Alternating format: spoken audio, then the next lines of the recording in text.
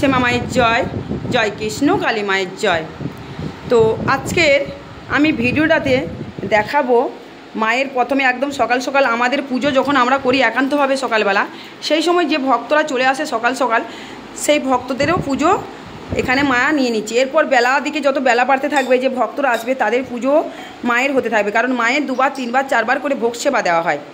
তা এখানে একটা মাকে তুলে ধরবো, মাটা কি সুন্দর, মায়ের প্রতি এত ভক্তি, তবু মা কেন ওনার ডাকে সাড়া দেয়নি সেটা মায়ের কাছে তো আমি অবশ্যই জানবো।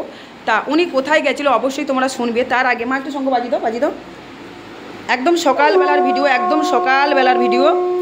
আমরা যেহেতু মাকে প্রথম পুজো করি,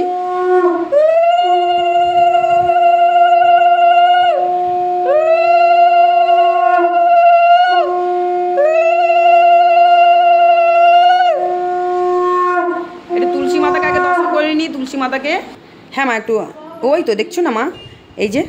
আচ্ছা, আমি যেটা বলতে চাইছি তোমাদেরকে, এই মা কিন্তু 5 বার গেছিলেন ওই মন্দিরে, আর 4টে ভক্ত সকাল সকাল চলে এসছেন একদম সকালবেলা। মায়ের প্রদীপ তো সবসময় জলে, তোমরা জানো, জাগ্রত প্রদীপ। আমার ভিডিওটা সম্পূর্ণ দেখবে। উনি গিয়ে ওখানে কীরকম পুজোর ডালাফালা দিয়েছে অবশ্যই এই দেখো। আচ্ছা মা, আমার ঘর দেখে কি মনে হলো? সত্যি কথা বলবে, ঘরটা দেখে কি মনে হলো? পরিষ্কার পরিচ্ছন্ন মনে হলো? কিছু বক্তব্য রাখবে তুমি মন্দিরে, যে আমার ঘর কি আমি যেটা বলি ভিডিওতে সেটা কি আমার সত্যি করি তো?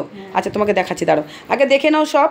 মন্দির দেখতে পাচ্ছ, একদম মন্দির সব এখনও পরিষ্কার চকচক, পুরো নিচ পর্যন্ত। তোমরা পারলে আমি নিচ পর্যন্তও নিয়ে যাচ্ছি, চলো নিচ পর্যন্ত আমি দেখিয়ে আনছি তোমাদেরকে।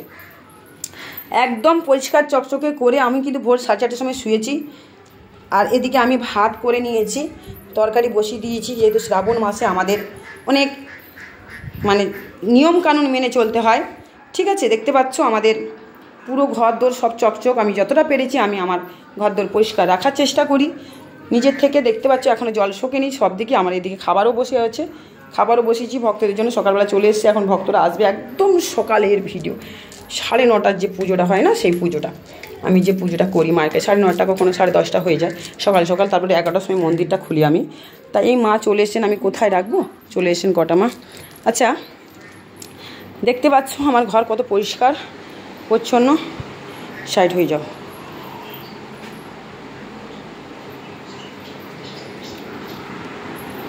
দেখতে পাচ্ছ।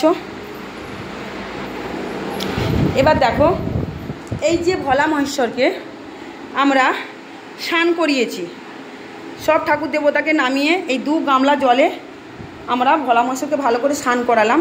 1 গামলায় যা দুধ ফুদ যা লাগানো ছিল, যেহেতু সোমবারে যেহেতু যা লাগানো ছিল সেগুলোকে পরিষ্কার করলাম করে টোরে।